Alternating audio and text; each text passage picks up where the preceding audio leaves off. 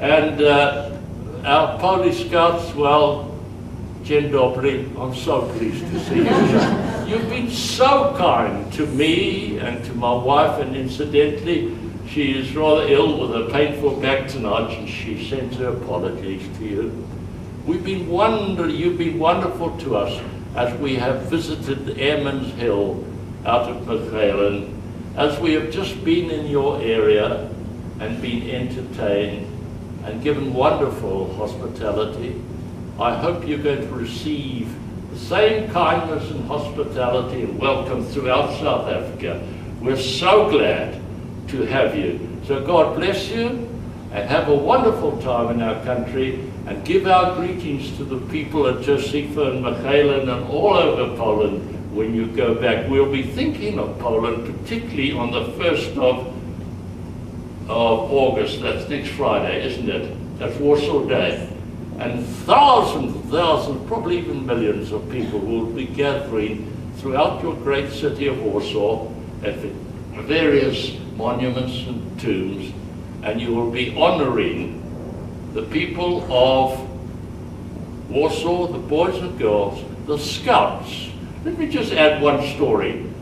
We had heard the legend of what the Scouts did in the Warsaw Uprising. And I first came across this in real life. In 1994, my wife and I were visiting our children who were studying in Chicago when we got the invitation to come across to Warsaw for the 50th anniversary.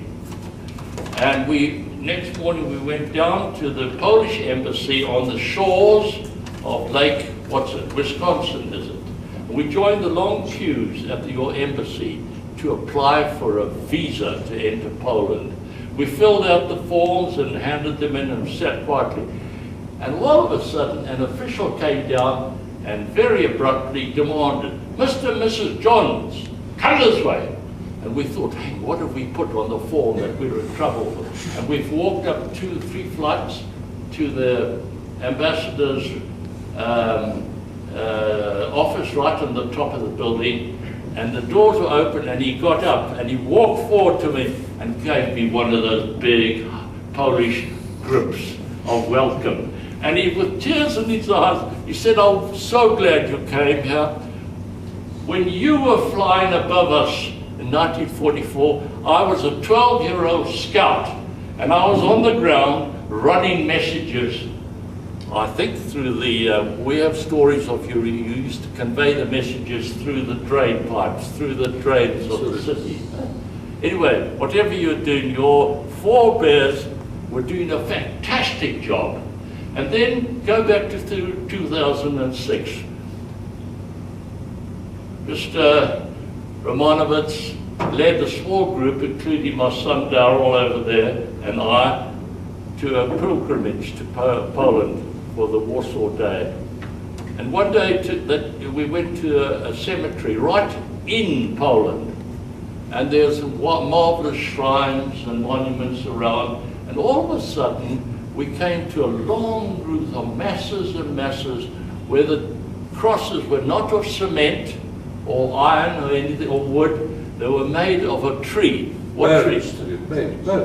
Birch tree. Brzozowe krzyże.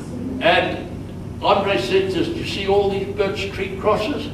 These are the Boy Scouts and Girl Guides who gave their lives in the Warsaw Uprising." And it thrilled me just to see that. We took a picture of it. So we honor you.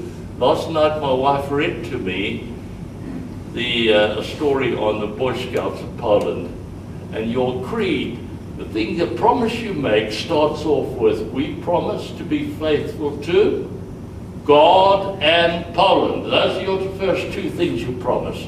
That's a good order to have them, God and Poland.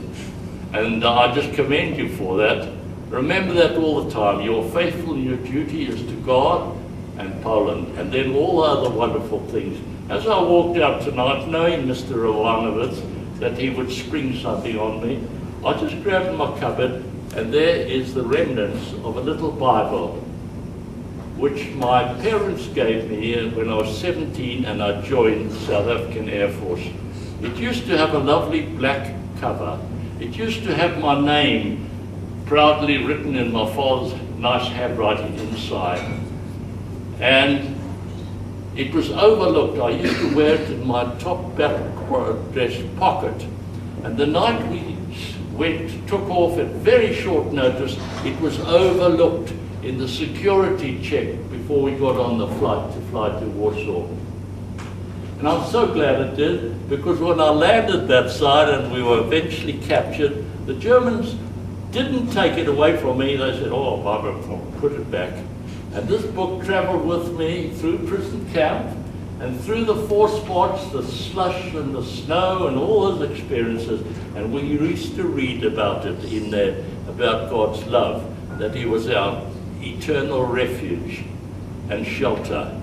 And it inspired me as a young man to continue serving Him. And so I pray that God bless you now in our country, and as you go back, take a great message, take back our love to the people and the scouts and guides and brownies and cubs of Poland. God bless you. Thank you very much.